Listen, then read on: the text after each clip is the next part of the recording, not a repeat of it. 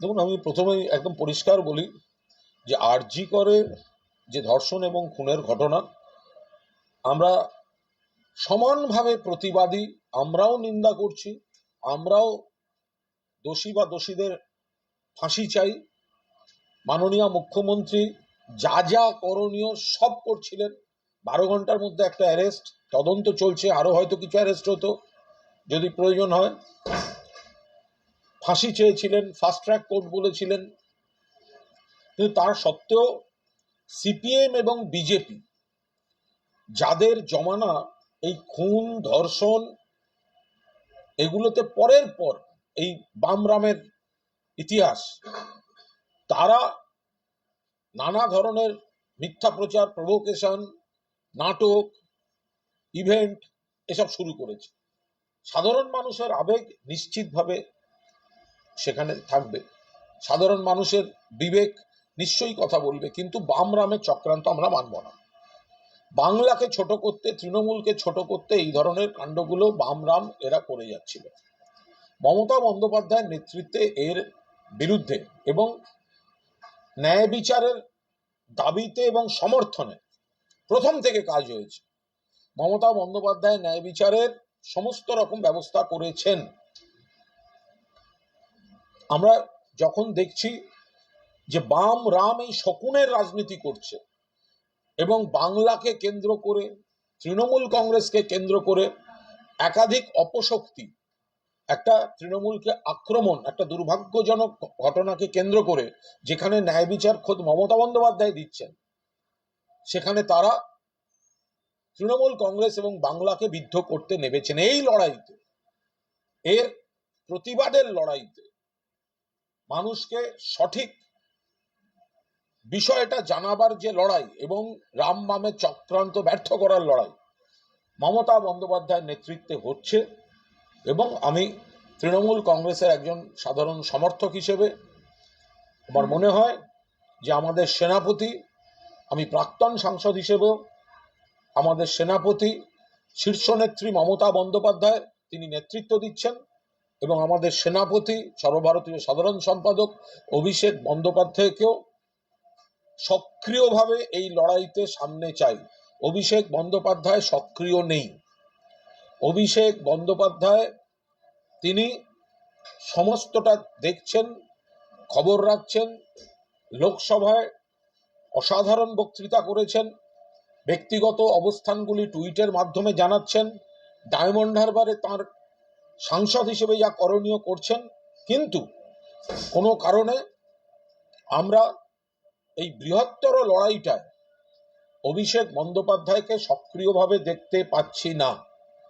ফলে যে কোনো কারণেই হোক, আমরা মমতাদির নেতৃত্বে, অভিষেকের সেনাপতিত্বে এই একদিকে মেয়েটির ন্যায় বিচারের লড়াই চলবে আমাদের, অন্যদিকে একটি দুর্ভাগ্যজনক মৃত্যুকে কেন্দ্র করে বামরাম এবং কিছু অশুভ শক্তি মিলে সাধারণ মানুষের ন্যায্য আবেগকে বিপথে চালিয়ে ফেক নিউজ, ফেক অডিও, কুৎসা বাংলা এবং তৃণমূলকে যেভাবে বিদ্ধ করেছে তার বিরুদ্ধে লড়াইটায় মমতা বন্দ্যোপাধ্যায় আমাদের নেত্রী, অভিষেক বন্দ্যোপাধ্যায়কেও সমানভাবে সক্রিয় অবস্থায় এই লড়াইটায় চাই।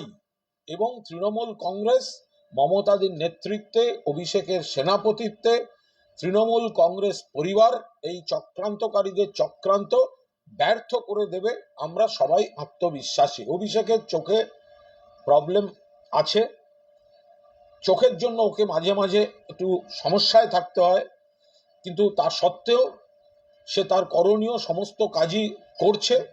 কিন্তু এখন কোনো কারণে একটু দূরে সরে আছে। আমরা স্বনির্বন্ধ অনুরোধ করছি তাকে যে এই কঠিন কুৎসা চক্রান্ত, বাংলা এবং তৃণমূলকে বিদ্ধ করার যে খেলা, সাধারণ মানুষকে বিভ্রান্ত করার যে খেলা বামরাম শুরু করেছে, সেই জায়গায় মমতাদির নেতৃত্বে লড়াইতে অভিষেক বন্দ্যোপাধ্যায়কেও সক্রিয়ভাবে সামনে চাই। আপনি আপনার এক্স হ্যান্ডেলে আরেকটা লাইনে লিখেছেন, সেখানে আপনি উল্লেখ করেছেন যদি কোনো ভুল হয়ে থাকে তাহলে সেটা শুধরে নিয়ে এগোতে হবে। কি ভুল হচ্ছে? সেটা কি সন্দীপ ঘোষের প্রাইজ পোস্টিংটাকে ভুল বলে মনে করছেন? দেখুন, আমি প্রাক্তন সাংসদ হিসেবে খুব স্পষ্টভাবে বলছি যে যে ঘটনাটা নিয়ে বাম রাম এরা শকুনের রাজনীতি করছে, দুর্ভাগ্যজনক একটি ঘটনা, একটা ভয়ঙ্কর ধর্ষণ এবং মৃত্যু যে মেয়েটির, সেই জায়গায় দাঁড়িয়ে এর সঙ্গে তৃণমূল কংগ্রেস বা তৃণমূল সরকারের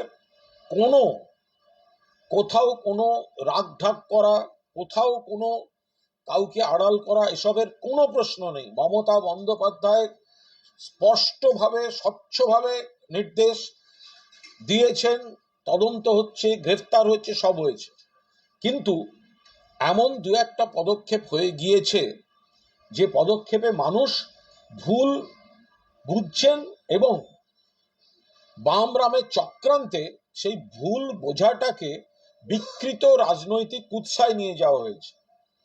যেমন প্রথম দিকে যারা দেখতে পেয়েছিলেন এই মৃতদেহটি, তারা সঠিকভাবে সঠিক তথ্য বাইরে বেরোতে দেননি এবং মুখ্যমন্ত্রীর কাছে পৌঁছতে দেননি।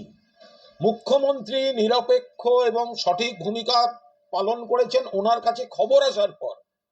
কিন্তু সেই খবরটা যদি স্থানীয় কেউ বিলম্বিত করে বা বিকৃত করে, তার দায় মুখ্যমন্ত্রীর হতে পারে না।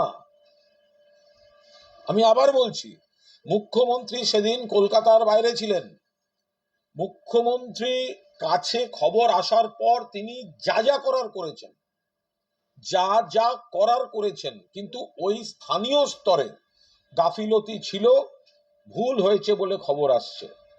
দুই, যে ব্যক্তিকে ঘিরে, যে অধ্যক্ষকে ঘিরে বিতর্ক, সন্দীপ ঘোষ, তিনি দোষী না নির্দোষ আমরা জানি না। তিনি কোনো দোষ করেছেন এমন কোনো প্রমাণ আমাদের কাছে নেই এখনো পর্যন্ত, তদন্তকারীরা বলতে পারবেন। কিন্তু ছাত্রছাত্রীদের যে দীর্ঘ অভিযোগ ছিল, তাতে তার ইস্তফা বা ওই আরজিকর থেকে অপসারণের পর তড়িঘড়ি ন্যাশনালে নিযুক্ত হওয়া, এটাই মানুষ ভুল বুঝেছেন। অথচ এটার সঙ্গে এই পাপটা অকারণ তৃণমূল কংগ্রেসের গায়ে লাগছে। তৃণমূল কংগ্রেস কোনো অবস্থায় এর সঙ্গে জড়িত হতে চায় না। যদি কেউ নির্দোষ হন নির্দোষ, যদি কেউ দোষ হন শাস্তি পান। স্থানীয় স্তরে কিছু ঘটছে, কোথাও প্রশাসনিক স্তরে কিছু ঘটেছে, কিন্তু মুখ্যমন্ত্রী কিছু জেনে তিনি আড়াল করেছেন বা ধামাচাপা দিয়েছেন, এই রটনাগুলো ঠিক নয়, এগুলো ভুল। কিন্তু এই সন্দীপ ঘোষের সকালবেলা পদত্যাগ বা অপসারণ এবং বিকেল বেলায় তাকে ন্যাশনালের অধ্যক্ষ দেয়া, আমি সেদিনই বলেছিলাম এই তাড়াহুড়োটা না হলে ভালো হতো। আমি সেদিনই বলেছিলাম, আমি খুব স্পষ্টভাবে বলছি, এই পদক্ষেপটায় মানুষ আমাদের ভুল বুঝেছেন। মানুষের ধারণা হয়েছে যে তাদের আবেগের বিরুদ্ধে গিয়ে কিছু ধামাচাপা দেওয়ার চেষ্টা হচ্ছে। যে পাপটা তৃণমূল কংগ্রেসের ঘাড়ে আসে না, যে পাপটা মমতা বন্দ্যোপাধ্যায়ের ঘাড়ে আসে না, ওই সিদ্ধান্তটার জন্য আমাদের মানুষ ভুল বুঝেছেন, রামবাম শিবির কুৎসা করার সুযোগ পেয়েছে। এবং তৃতীয়ত, সেদিন রাতে যদিও অকুস্থল সেমিনার হল অক্ষত, কিন্তু স্থানীয় প্রশাসনের কোন নির্বোধ ওইখানে গিয়ে পিডব্লিউডি কে কাজ করতে দেয়? মানে কেন, কিসের জন্য, কেন দেবে? তার সঙ্গে তথ্য প্রমাণ লোপাটের কোনো সম্পর্ক নেই, কিন্তু অকারণ আমরা বিরোধীদের এটা দিয়ে প্রচার করার সুযোগ দিলাম। এটা সম্পূর্ণ ভুল সিদ্ধান্ত হয়েছে। যে অকুস্থল সেমিনার রুম, সেটি অটুট আছে, তদন্তে কোনো ক্ষতি হচ্ছে না, কিন্তু তার পাশে বা সেই ফ্লোরে বা তার একটু দূরে ওই দিনই ভাঙচুর করতে যাওয়ার কি দরকার ছিল? ফলে এই ধরনের ভুল ত্রুটিগুলো মানুষ একটু নেতিবাচক ভাবে নিয়েছেন। মানুষের আবেগ এত বড় একটা মৃত্যুর ঘটনায়, সেটা ধর্ষণের ঘটনায়, এর সঙ্গে তৃণমূলের কোনো সম্পর্ক নেই। যে বা যারা এই ভুল কাজগুলো করেছেন তার ঝামেলাটা এসে সরকারের উপর পড়ছে এবং সেইটা দিয়ে সরকার বিরোধী আন্দোলনটাকে উস্কে দেওয়ার সুযোগ পাচ্ছে বামরাম, যাদের জমানাগুলো এই ধর্ষণ খুনে পরিষ্কারভাবে পরের পর ঘটনা হয়েছে। কিন্তু আমাদের তরফে যে ভুল ত্রুটিগুলো হয়েছে, অর্থাৎ প্রশাসন যেহেতু আমাদের যে স্তরেই হোক সেগুলোকে মানুষের সামনে একদম ক্লিয়ার করে, স্বচ্ছভাবে ক্লিয়ার করে, এর সঙ্গে মুখ্যমন্ত্রী, এর সঙ্গে দল, এর সঙ্গে মানে নবান্নের কোনো সম্পর্ক নেই। এটা এই ধরনের কিছু কাজ মানুষের আবেগকে আঘাত করেছে। এই ভুল ত্রুটিগুলো শুধরে নিয়ে মমতাদির নেতৃত্বে, অভিষেকের সেনাপতিত্বে মানুষের সামনে স্বচ্ছভাবে সবটা বলে দিলে আমার মনে হয় আমরা সবাই এই চক্রান্তটাকে ভেঙে দিতে পারবো, অরাজকতা তৈরি হতে দেব না। আমরাও বলছি উই ওয়ান্ট জাস্টিস। যারা বিলম্ব করেছে এটাকে ধর্ষণ এবং খুন বলতে, এটা তো মমতা বন্দ্যোপাধ্যায় করেননি, তিনি জানতেন না, তিনি কলকাতার বাইরে ছিলেন, তিনি ঝাড়গ্রামের অনুষ্ঠানে ছিলেন, তিনি রাস্তায় শোনেন এবং তারপর তিনি যা যা করার নির্দেশ দেন। কিন্তু যে বা যারা পাকিয়ে রেখেছিল জিনিসটা, যাদের জন্য বিলম্ব, তদন্তে তারা শাস্তি পাক। এই সন্দীপ ঘোষ, আমি আবার বলছি, তিনি দোষ করেছেন এমন কোনো প্রমাণ এখনো পর্যন্ত আমাদের কাছে নেই, কিন্তু ছাত্রছাত্রীরা বিভিন্ন কারণে তার উপর রুষ্ট। সেই জায়গায় দাঁড়িয়ে তার সরে যাওয়া এবং রিইনস্টেড হওয়া আর একটা মেডিকেল কলেজে, এটা একটা ভুল বার্তা গেছে। একই দিনে ওইখানে পিডব্লিউডি কাজ করতে যাওয়া, যদিও সুরক্ষিত আসল অকুস্থল, ভুল বার্তা গেছে। এগুলোকে মানুষের সামনে খোলসা করে বলে আমরা চক্রান্ত মোকাবিলা করব এবং সাকসেসফুল হব। রাজ্য স্বাস্থ্য প্রশাসন যদি আদালতের অপেক্ষায় না থেকে অবিলম্বে সন্দীপ ঘোষকে তার নতুন বদলির পোস্ট থেকে যদি অব্যাহতি দিয়ে দেন, তাহলে সরকারকে মানুষের ভুল বোঝার অবকাশটা কমে যাবে। রাজ্য স্বাস্থ্য প্রশাসন সন্দীপ ঘোষকে আরজিকর থেকে যে ন্যাশনালে পাঠিয়েছেন, যেটা এখন কোর্টে গিয়ে আটকে আছে, যদি রাজ্য স্বাস্থ্য প্রশাসন অবিলম্বে সন্দীপ ঘোষকে আনুষ্ঠানিকভাবে নতুন পোস্টিং থেকে অব্যাহতি দিয়ে দেন, তার বিরুদ্ধে কেউ দোষ প্রমাণের আগে কোনো শাস্তিমূলক ব্যবস্থার কথা বলছে না, কিন্তু ছাত্রছাত্রীদের আবেগকে, কারণ উনি ন্যাশনালে গেলে আবার সেই বিরোধিতা, অশান্তি। কোর্ট ইতিমধ্যেই জানিয়েছেন তিনি আপাতত 3 সপ্তাহ কিছু করতে পারবেন না। আবার বিষয়টা কোর্টে যাওয়ার আগে যদি রাজ্য স্বাস্থ্য প্রশাসনই তাকে ওই দায়িত্ব থেকে অব্যাহতি দিয়ে বিকল্প কোনো জায়গায় আপাতত রেখে দেন, মানুষ সরকারকে যে ভুল বুঝছে সেটা অনেকটা কেটে যাবে। আপনাকে প্রথম প্রশ্ন, আপনি আজকে যে কথাগুলো বলছেন 3-4 দিন আগে একই কথাগুলো কার্যত আমরা প্রতিধ্বনি শুনেছিলাম শান্তনু সেনের মুখে, কিন্তু দেখা গেল তারপর শান্তনু সেনের মুখে যখন শুনলাম, তারপর তাকে স্পোক্সপারসনের পদ থেকে সরিয়ে দেওয়া হলো। তার স্ত্রীকে কলকাতা কর্পোরেশনের হোয়াটসঅ্যাপ গ্রুপ, যেটা মেয়র যেখানে রয়েছেন, সেই গ্রুপ থেকে বের করে দেওয়া হলো। কিন্তু মানে একই কথা, আপনাদের দলের সাংসদই গোটা ঘটনা নিয়ে প্রতিবাদ জানিয়ে অবস্থান করলে স্বাস্থ্য প্রতিষ্ঠার পদ থেকে সরিয়ে দেওয়া হবে। তা আপনি যা বলছেন শান্তনু সেন একই কথা বলেছেন। ডক্টর শান্তনু সেন তিনি আমার রাজনৈতিক সহকর্মী। তৃণমূল কংগ্রেসের বিভিন্ন ইস্যুতে, বিভিন্ন আন্দোলনের ক্ষেত্রে, সেটা কলকাতা হোক বা ত্রিপুরা, একজন দক্ষ সৈনিক হিসেবে আমি তাকে দেখেছি, ডক্টর শান্তনু সেনকে। এখন হাসপাতাল কেন্দ্রিক কিছু পর্যবেক্ষণ, আপত্তি, বিপরীত মত ইত্যাদি ছিল। আমি ডক্টর সেনকে অনুরোধ করব, তিনি দলের শুভানুধ্যায়ী বলে মনে করি, এমন কোনো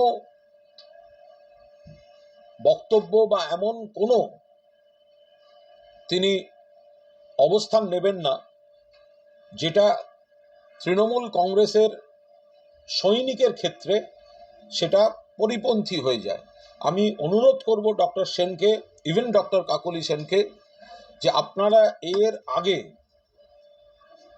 কোথায় কোথায় কি কি অভিযোগ জানিয়েছিলেন সেই প্রসঙ্গ তুলছি না। আপনারা যখন বলছেন যে মুখ্যমন্ত্রী হয়তো সবটা জানেন না বা মুখ্যমন্ত্রীর কাছে হয়তো সবটা পৌঁছয়নি বলে আপনাদের ধারণা, আমি ডক্টর শান্তনু সেন এবং ডক্টর কাকলি সেনকে অনুরোধ করব, এটা এই বিষয়ে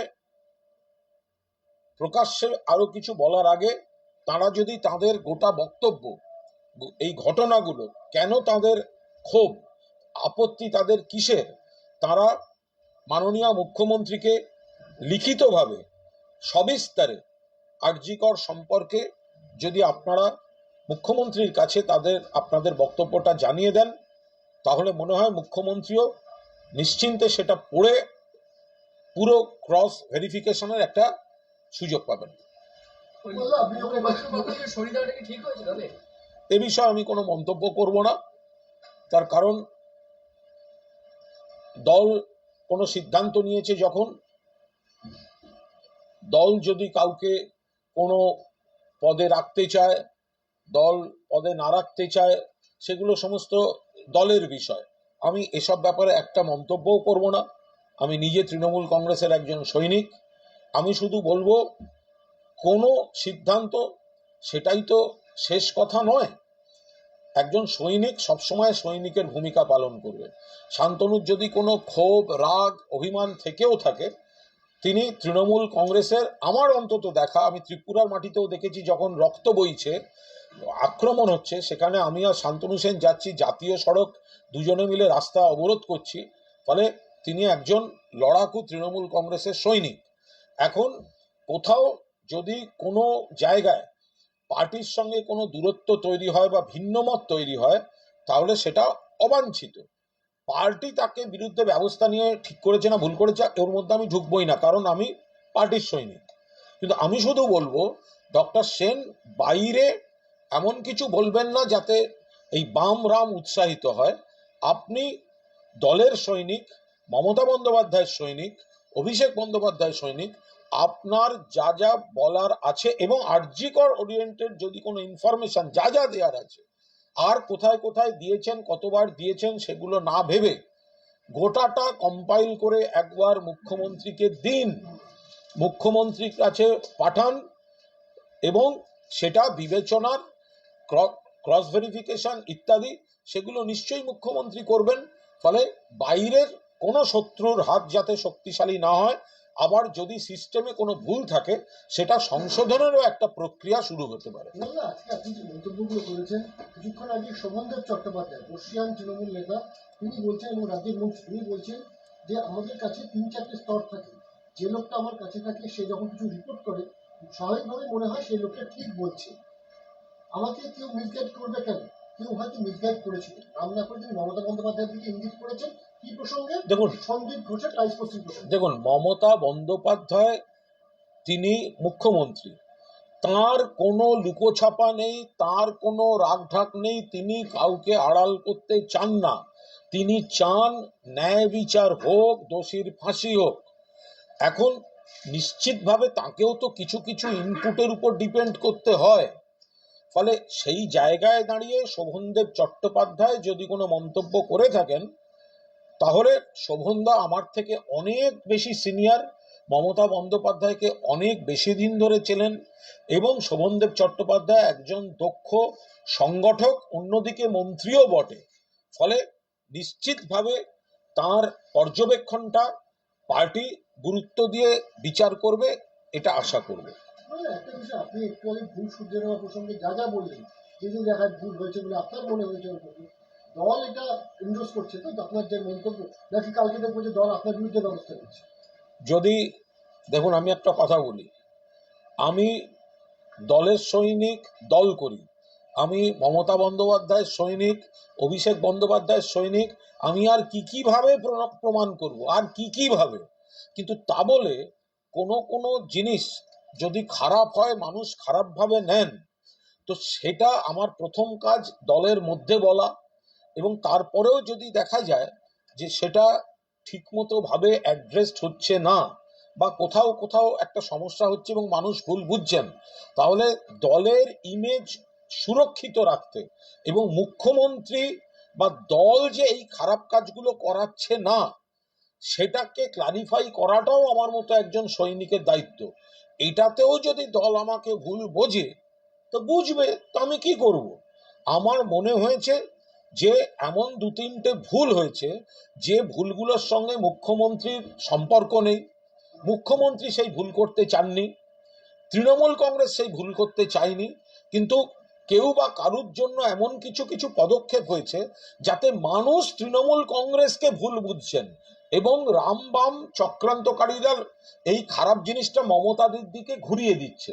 ফলে আমার মনে হয়েছে ভুলগুলো খোলাখুলি আলোচনা করে, ভুলটা সংশোধন করে, মমতাদের নেতৃত্বে, অভিষেকের সেনাপতিত্বে তৃণমূল কংগ্রেসকে ঐক্যবদ্ধ পরিবার, যাবতীয় চক্রান্ত ভেঙে আমরা মানুষের দরবারে নিজেদের যুক্তিগুলো, নিজেদের অবস্থান স্পষ্ট করে দিতে পারবো। আপনি বললেন যে দলের অন্দরে প্রথমেই বলা উচিত, আপনি আজকে সংবাদ মাধ্যমের সামনে বলছেন, তাহলে কি আগে দলের অন্দরে কথাটা বলেছেন যে পরিস্থিতি?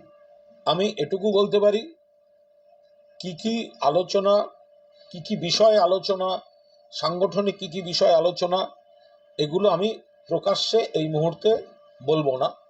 আমি তৃণমূল কংগ্রেসের সৈনিক। আমি তৃণমূল কংগ্রেসকে যখন ডিফেম করতে, আমার নেত্রী মমতা বন্দ্যোপাধ্যায়কে ডিফেম করতে যখন বাম রাম চক্রান্ত করবে, আমি তার পাল্টা বলবই। তাতে যদি বিষ পান করতে হয়, সোশ্যাল মিডিয়া বলুন, মিডিয়া বলুন, আমি বিষ পান করতে প্রস্তুত। পাশাপাশি এই ভুলগুলোকেও চিহ্নিত করে মানুষের সামনে নিয়ে যাওয়া দরকার। যে দেখুন, এটা সমাজ, প্রশাসন বিরাট, প্রশাসনের বিভিন্ন স্তরে বিভিন্ন ব্যক্তি কাজ করেন। ফলে মমতা বন্দ্যোপাধ্যায় আড়াল করেছেন, মমতা বন্দ্যোপাধ্যায় করিয়েছেন, এই ন্যারেটিভ তৈরিটা ঠিক নয়। রবিবার দিন ডার্বি হওয়ার কথা ছিল, কিন্তু আরজিকর ইস্যুতে সেই ডার্বি পিছিয়ে দিলে বাতিল করতে হলো আপাতত।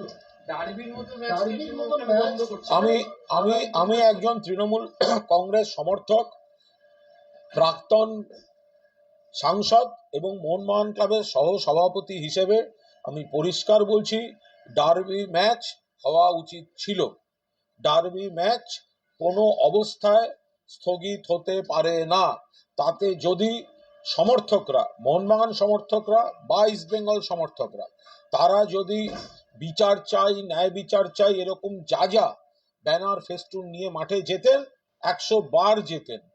মানুষের মনে হয়েছে ন্যায় বিচার চাই, এখন তো সিবিআই তদন্ত, সিবিআই হাতে আছে, সিবিআই দায়িত্ব ন্যায় বিচার দেয়া। একটা বড় ঘটনা ঘটেছে, মানুষের ইমোশন আছে, ন্যায় বিচার থাকতো। তার বাইরেও যদি রাজনৈতিক কোনো ব্যানার ইত্যাদি থাকতো, কেউ গন্ডগোল করার চেষ্টা করতেন, প্ররোচনা সামলাতে পুলিশ যথেষ্ট ছিল। এখন এটার জন্য ডার্বি স্থগিত হওয়া, এতে আরো বেশি করে নেতিবাচক প্রচার, কুৎসা, সমালোচনা, এগুলোর দরজাটা খুলে গেল। আমি এখনো প্রশাসনকে অনুরোধ করব, দয়া করে ডার্বিটা হতে দিন, খেলার মাঠে খেলা থাক। তাতে যদি ন্যায় বিচারের দাবি, we want justice etcetera etcetera থাকে, থাকবে। তো কি এসে গেল? তো কোথায় রাস্তায় আছে, এতে আছে, ওতে আছে, মাঠে থাকলে কি এসে গেল? কিন্তু ডার্বি স্থগিত হওয়া, এটা কোনো মতে সমর্থনযোগ্য নয়। এটা কি আপনি বলতে চাইছেন তাহলে এটা কি, এই যে ধরনের সিদ্ধান্ত নেওয়া হয়েছে, এটা কি আবার নেগেটিভ হতে পারে দলের জন্য বা সরকারের জন্য? এটা ভুল সিদ্ধান্ত। এটা পুলিশ দেয়া যাবে না। পুলিশ আমাদের অন্য জায়গা থেকে তুলে এনেও কাল চ্যালেঞ্জ নিয়ে ডার্বিটা করানো উচিত ছিল। আমরা বলবো বন্ধ, ব্যর্থ করো, আবার আমরা নিজেই বড় ম্যাচ বন্ধ করব, দুটো কি করে একসঙ্গে হবে? আমরাই বলবো বন্ধ ব্যর্থ করো, সব চালু রাখো, আর আমরাই বলবো যে বড় ডার্বি বন্ধ করো, এ দুটো কি করে একসঙ্গে হতে পারে? আরেকটা বিষয় আপনি যেটা বললেন, অভিষেক বন্দ্যোপাধ্যায় কোনো কারণে তিনি সক্রিয় নন, এই কোনো কারণ কোটানুকোটি আমার সঙ্গে কিছুদিন আগে আরজি করের কয়েকজন জুনিয়র ডক্টর, অন্যান্য ডাক্তার যোগাযোগ করেছিলেন, পড়ুয়া যারা ডাক্তার, এবং তাদের কিছু বিষয়ে কিছু বক্তব্য ছিল এবং তাদের সঙ্গে আমার আবার বসার কথা ছিল। আমি জিজ্ঞেস করেছিলাম যে কেন আমার সঙ্গে বসছেন। তারা বলেছিলেন যে আপনি একটা দল করলেও আমরা চাকরি প্রার্থীদের আন্দোলনের সময়ও দেখেছি আপনি হিয়ারিং দিয়েছেন এবং সাধ্যমতো চেষ্টা করেছেন। তো ফলে তারা আমার সঙ্গে যোগাযোগ করেন, তাতে কিছু কিছু গুরুত্বপূর্ণ বিষয় তারা জানিয়েছিলেন, কিন্তু সেটা সম্পূর্ণ ছিল না। আমি তাদের আরও বিস্তারিত, আমারও কিছু কোয়ারি ছিল, আমি জানাতে বলেছিলাম। তো তারা আমার সঙ্গে গত দুদিনে যোগাযোগ করেছেন, আজও তাদের সঙ্গে আমার কথা হয়েছে। তাদের অনুরোধ যে তাদের সেই বক্তব্যগুলো, তারা এক্সপোজড হতে ভয় পাচ্ছেন, কোনো এক চক্রের বিরুদ্ধে তাদের কিছু বক্তব্য আছে, তারা যদি আমার কাছে দেন তাহলে আমরা পুলিশকে দিতে পারি কিনা। তো এখন তো পুলিশ নেই, সিবিআই। তো তারা জানিয়েছেন তারা আগামীকালের মধ্যে তারা তাদের যা বক্তব্য তথ্য প্রমাণ সহ তারা আমাকে দেবেন, আমি যেন দয়া করে সিবিআইয়ের হাতে পৌঁছে দিই। আমি সোমবার দিন তারা যা আমাকে দেবেন, আমার একটা অন্য কাজে সিজিও যেতে হবে, আমি সিবিআইয়ের হাতে পৌঁছে দেবো। প্রশ্নটা ছিল হচ্ছে অভিষেক বন্দ্যোপাধ্যায়ের এই সক্রিয় না হওয়ার আরজিকর ইস্যুতে কি দলের অবস্থান এবং অভিষেক বন্দ্যোপাধ্যায়ের যে টুইট তার দুটো দুটো ভিন্ন ছিল, সেইটাই কি মূল কারণ? অভিষেক বন্দ্যোপাধ্যায় দলের অন্যতম স্তম্ভ, দলের সর্বভারতীয় সাধারণ সম্পাদক। দলের অবস্থান, অভিষেক বন্দ্যোপাধ্যায়ের অবস্থানে কোথাও কোনো ফারাক আছে বলে মনে করি না, কিন্তু কিছু বিষয়, পদ্ধতিগত নানা রকম বিষয় থাকে। অভিষেক একটু নিষ্ক্রিয় আছেন, তিনি লোকসভা কিছু বিষয়ে তার অবস্থানগত টুইট, ডায়মন্ড হারবার, এগুলোতে যতটা সক্রিয়, এই বৃহত্তর যে লড়াইটা, যে পরিস্থিতি, তাতে আমরা তাকে সেভাবে পাচ্ছি না। তাকে অনুরোধ করা হয়েছে যে তিনি একটু সক্রিয়ভাবেই তাকে আমরা চাই। আমরা সৈনিকরা অনুভব করছি তিনি নিষ্ক্রিয়, তিনি সব খবর রাখছেন, তিনি তার বক্তব্য কড়াভাবে জানাচ্ছেন, দৃঢ়ভাবে জানাচ্ছেন, কিন্তু তিনি এই প্রশাসনিক এবং দৈনন্দিন কর্মকাণ্ড, সাংগঠনিক কর্মকাণ্ডে তিনি নিজেকে একটু সরিয়ে রাখছেন, কিন্তু এখন সেটা সেই সময় নয়। ফলে আমরা মমতা বন্দ্যোপাধ্যায়ের নেতৃত্বে, তিনি আমাদের নেত্রী, তিনি আমাদের মুখ্যমন্ত্রী, মমতা বন্দ্যোপাধ্যায়ের নেতৃত্বে, অভিষেক বন্দ্যোপাধ্যায়ের সেনাপতিত্বে মেয়েটির জন্য ন্যায় বিচার চাওয়া আর বাম রামের চক্রান্তের বিরোধিতা, এই লড়াইটা আমরা একসঙ্গে লড়তে চাই। একটু অন্য প্রসঙ্গে আসি। শম্পা ঘোষ, ইতিমধ্যে রাজ্য পুলিশের তরফ থেকে টুইট করা হয়েছে, এক্সামিনার করা হয়েছে। শম্পা ঘোষ তিনি হচ্ছেন রাজ্য পুলিশের একজন কনস্টেবল। তিনি বাবুইয়াটিতে ওই যেদিন সমস্ত মানুষ রাত্রিবেলায় তিনি ছিলেন, তাকে লক্ষ্য করে ইট ছোড়া হয়, 5 জন গ্রেফতার হয়েছে, রক্তাক্ত হয়েছে। কি বলবেন? তখন পুলিশের তরফ থেকে এটা লেখা হয়েছে যে এই রাত্রি সম্পাদক ছিল না, কি বলবেন? আরেকটা হচ্ছে যে এই প্রসঙ্গে বিরোধী দলের নেতা শুভেন্দু অধিকারী বলেছিলেন যে ট্রেনি কনস্টেবল, তিনি তো আইন শৃঙ্খলা রক্ষার দায়িত্বে থাকতেই পারেন না, তাকে কি করে নামানো হলো? এটা আরেকবার শুনবো। শম্পা ঘোষ রাজ্য পুলিশের একজন ট্রেনি কনস্টেবল, তিনি কর্তব্যরত ছিলেন 14 তারিখ রাতে বাবুইয়াটি মোড়ে। সেই ভিড়, যে প্রচুর মানুষের ভিড়, তা থেকে তাকে লক্ষ্য করে ইট ছোড়া হয়, তার কপালে লেগে কপাল কেটে যায়, রক্তাক্ত হয়। সেই ছবি পোস্ট করেছে রাজ্য পুলিশ এবং ওপরে ক্যাপশন দেওয়া হয়েছে এই রাতটা কি সম্পারও ছিল না। তো স্বাভাবিকভাবে সেখানে শুভেন্দু অধিকারী থেকে রিপিট করেছেন বা তিনি মন্তব্য দিয়েছেন যে এই রাতটা সম্পারও ছিল, ব্যাখ্যাজনক ঘটনা। কিন্তু প্রশ্ন তুলেছেন যে একজন ট্রেনি কনস্টেবল তিনি কিভাবে অন ডিউটি ছিলেন ল অ্যান্ড অর্ডারে, কারণ ট্রেনি কনস্টেবলের ব্যাচ নাম্বার দিয়েছেন, তাকে রাখা যায় না নিয়ম অনুযায়ী। ট্রেনি কনস্টেবল ছিল বলে সেই মহিলাকে মারা হবে? ট্রেনি কনস্টেবল হলে মারা হবে, আরেকটু ট্রেনি হলে আরেকটু বেশি মারা হবে, আরো ট্রেনি হলে আরো অত্যাচার করা হবে, সিনিয়র হলে একটু কম ছোট ইট যাবে। এগুলো কি শুভেন্দুবাবুদের গাইডলাইন? আমরা তো বারবার বলছি, বাম রাম অরাজকতা তৈরির জন্য হাত মিলিয়েছে বাংলায়।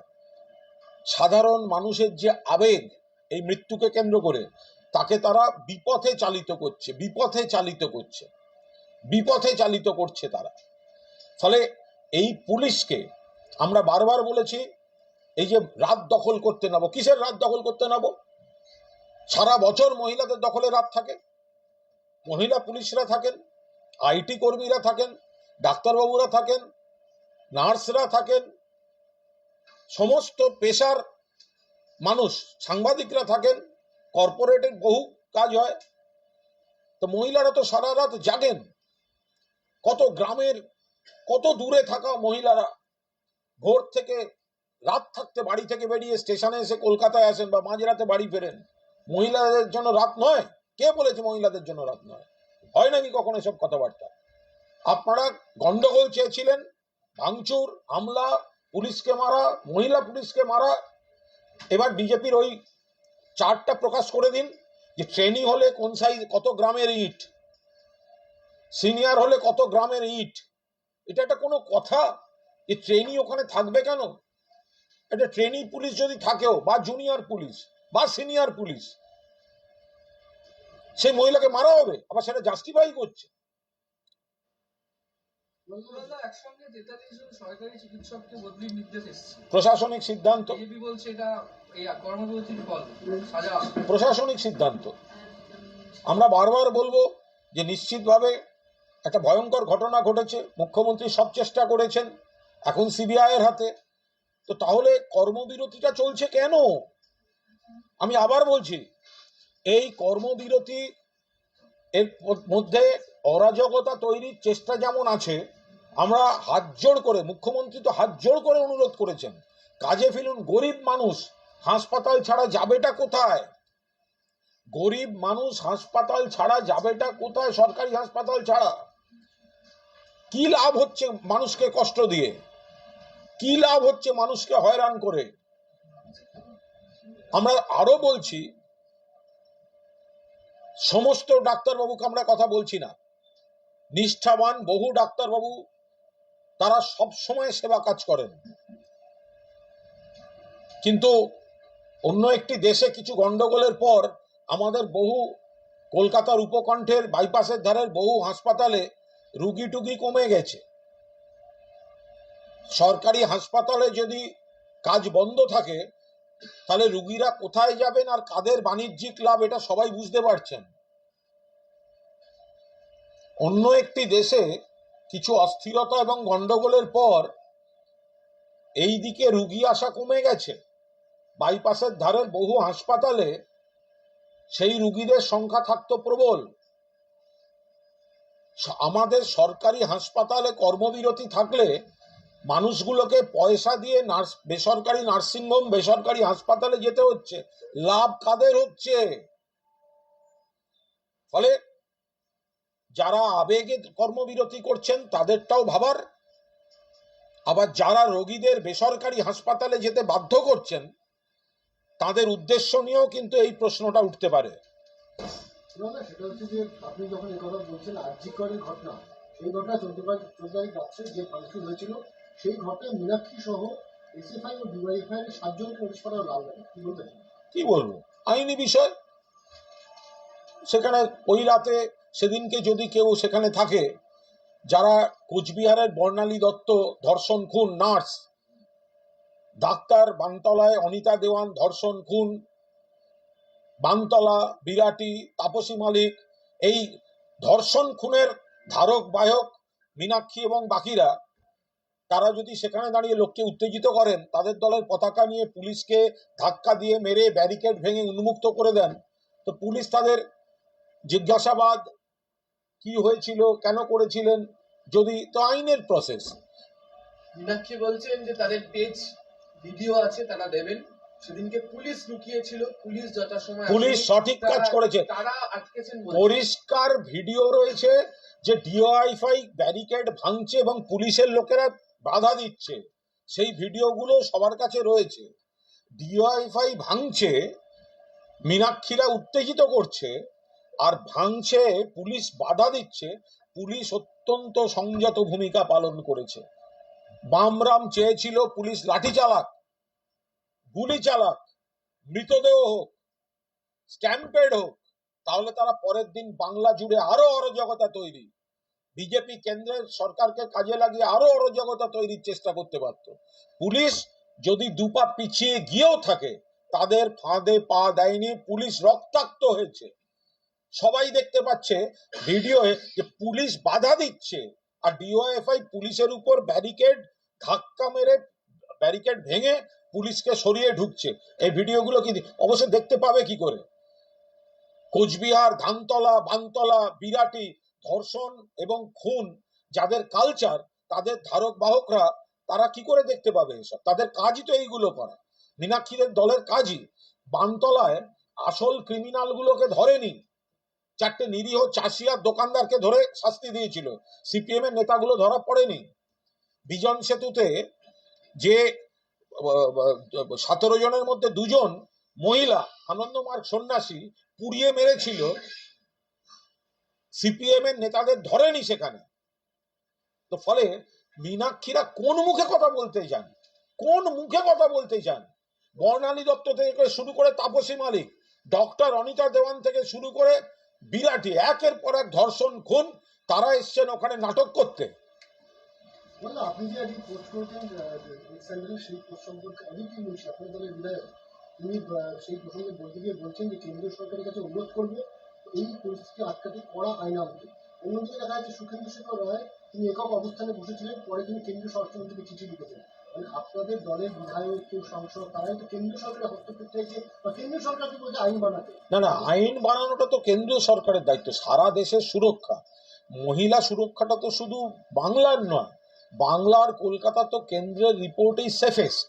ওদিকে উত্তরাখণ্ডে নার্স ধর্ষণ এবং খুন হচ্ছে, ওপাশে ওড়িশা, ওপাশে ছত্তিশগড়।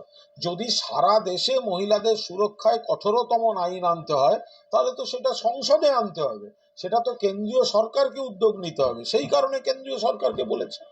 সিবিআই তদন্তে নেবে এই যে সঞ্জয় রায়, প্রথমে তারা গেল হচ্ছে আরজিকর মেডিকেল কলেজে, সেখানে 3D ম্যাপিং করলো, তারপর গেল 4th ব্যাটালিয়নে যেখানে সঞ্জয় রায় থাকতো, আর এই মুহূর্তে তার বাড়ি অর্থাৎ কলেজে যে বাড়িতে থাকতেন সেখানে রয়েছে। কি বলবেন? সিবিআই কে তদন্তের দায়িত্ব দেওয়া হয়েছে, এখন তো সিবিআই তো যাবে, তো খুব স্বাভাবিক ব্যাপার। ওটা তো রামকৃষ্ণ মিশন যাবে না। সিবিআই কে তদন্ত দিয়েছে, সিবিআই যাবে, নতুনত্বর কি আছে? তো সিবিআই তদন্ত পেয়েছে, যাবে। মমতা বন্দ্যোপাধ্যায় যখন বলেছিলেন 12 ঘন্টার মধ্যে, তো গ্রেপ্তার করেছে। তারপরে তদন্ত চলছিল, এত লোককে ডেকেছে, এতগুলো জায়গায় গেছে, আর কিছুটা বাকি ছিল, হয়তো পুরোটা সলভ হয়ে যেত, তার আগেই চলে গেছে সিবিআই তে, তাতেও মমতা বন্দ্যোপাধ্যায়ের আপত্তি নেই। তো সুতরাং গেছে। সন্দীপ ঘোষকে গতকালকে পর আজকে ফের ডেকে জিজ্ঞাসাবাদ করা হচ্ছে। এমনকি যে পোস্টমর্টম হয়েছিল সেই পোস্টমর্টমের এক মহিলা ডক্টরকে ডেকে জিজ্ঞাসাবাদ করেছে সিবিআই। কি বলবেন? টানা মানে সন্দীপ ঘোষের অবস্থান এবং তার যে ভূমিকা ছিল সেদিন, সেই সমস্ত জানার চেষ্টা করছে। তদন্তের পার্ট তিনি গুরুত্বপূর্ণ পদে ছিলেন, তাকে তো খুঁটিনাটি সব জিজ্ঞাসা করবেই। ফলে নিশ্চয়ই তারা তদন্তের জন্য যা প্রয়োজন তাই করছেন।